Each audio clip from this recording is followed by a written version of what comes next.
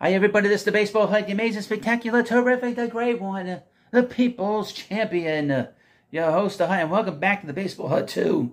As I lose my voice, I haven't even started talking yet. But please, of course, subscribe and like this video. A report. Mets will pursue Shohei Ohtani. What? Yes, believe it or not, shockingly. There's been a lot of talk about what the New York Mets might or might not do this offseason from MetsRise.com. But one thing we know is that Steve Cohen is going to be in the bidding for superstar Shohei Ohtani from Ken Rosenthal, the Munchkin of The Athletic.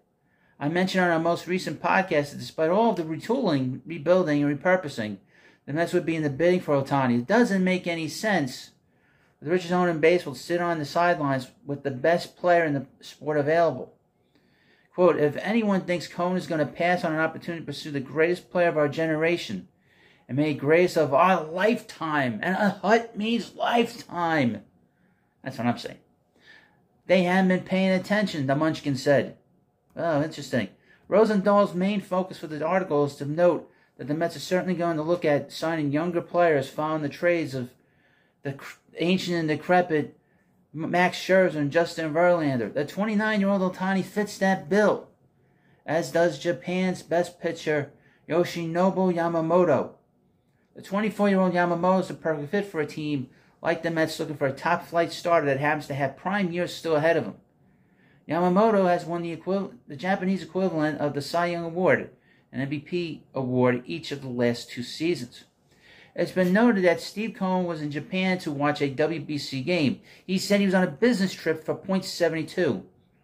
And that Mets GM, Billy Epler, traveled to Japan this season to watch Yamamoto. Of course, Epler played a key role in getting Ohtani to sign with the Angels back in 2017. I would mention this is very important. When Billy Epler was with the New York Yankees, he scouted the Pacific. He scouted players in Korea, and in, of course, Japan. So he knows this part of the world. He knows how to navigate. It's a big reason why he was able to sign Ohtani years ago. And really, to be honest with you, that's how he was able to sign Senga. His relationship with them. That's a big like card that Epler has in his pocket when it comes to being the general manager of the Mets, because Cohen wants to be an international player for these players.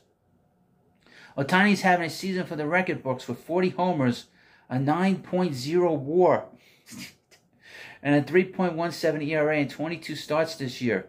I predicted last year he was going to win the Cy Young. He might win 2 awards. He might be the Cy Young Award winner and the MVP for 2 separate things.